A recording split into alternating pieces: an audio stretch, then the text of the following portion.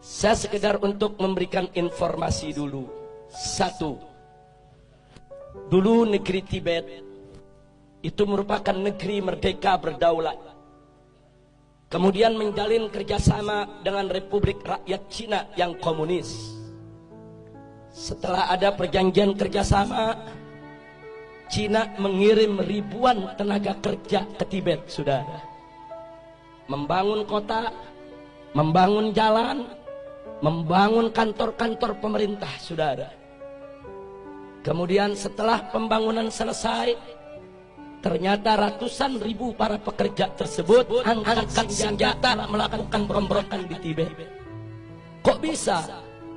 Ternyata para pekerja tersebut adalah tentara, saudara. Tentara yang memang dididik, saudara, untuk bekerja. Kemudian setelah itu Tibet jatuh, dikuasai oleh negara Cina. Dan pimpinan tertinggi agama yang ada di Tibet, yaitu Dalai Lama, ditangkap dan diusir ke luar negeri sampai hari ini, saudara. Hati-hati, masuknya tenaga kerja Cina ke Indonesia yang jumlahnya saat ini ratusan ribu orang harus diwaspadai. Karena kita sudah lihat bagaimana tegapnya badan mereka, bagaimana perawakan mereka. Lebih tepat mirip tentara ketimbang pekerja kasar atau buruh, saudara.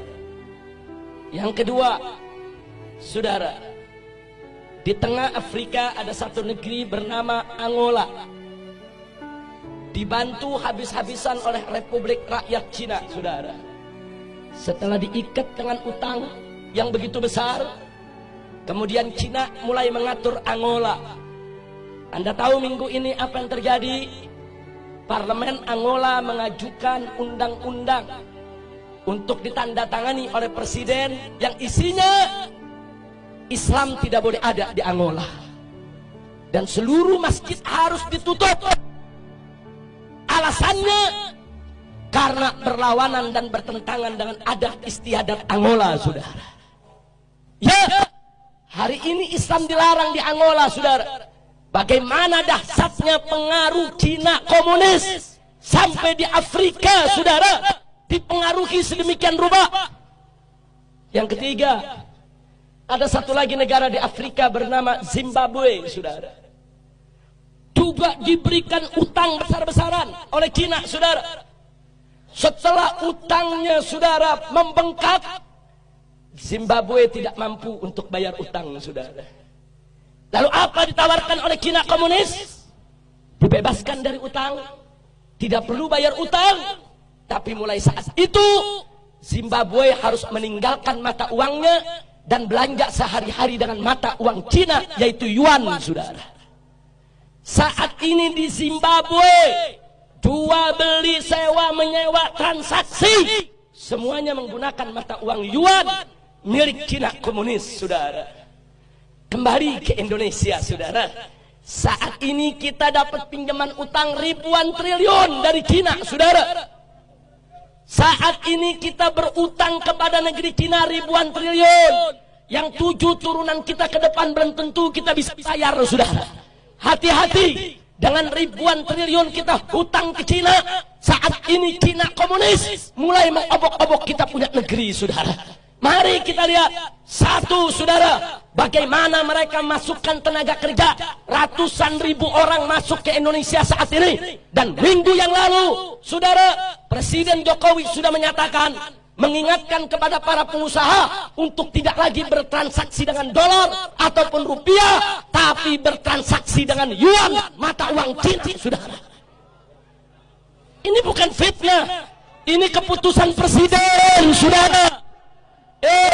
Nggak sampai di situ, saudara. Sebulan yang lalu presiden juga mengeluarkan kepres bahwa orang asing termasuk Cina komunis diberikan hak milik untuk memiliki rumah, memiliki tempat tinggal, dan memiliki perkebunan di Indonesia, saudara.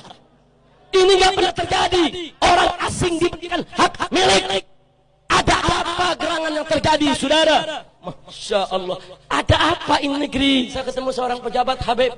Kan enak kerjasama dengan Cina. Kita dibangunin itu jalan kereta, MRT, LRT. Saya katakan, Pak, itu bangun bukan gratis. Kita ngutang dan kita harus bayar dengan bunga. Satu. Kedua, kontraktor utamanya harus dari negeri Cina, bukan kontraktor utama pribumi kita.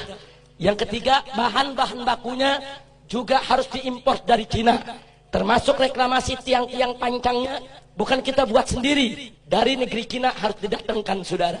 Dan gak sampai di situ, minimal 30% tenaga kerjanya juga harus dari Cina, saudara. Jadi apa yang kita dapat untung dari proyek-proyek tadi? Duit kita dikasih pinjam sama Cina, mesti bayar ke kontraktor Cina, mesti bayar ke pekerja Cina, mesti bayar ke material Cina. Semua duit balik lagi kepada mereka, saudara. Jangan mau dibohongin, jangan mau dibodohi, jangan mau dikadalin. Ini negara harus kita selamatkan. Tak boleh saja oleh asing dan asing. Betul. Siap bela negara, siap bela NKRI, siap bela Islam, siap bela bangsa, siap bela rakyat, siap jaga pribumi. Takbir, takbir, takbir. Sallu ala Nabi.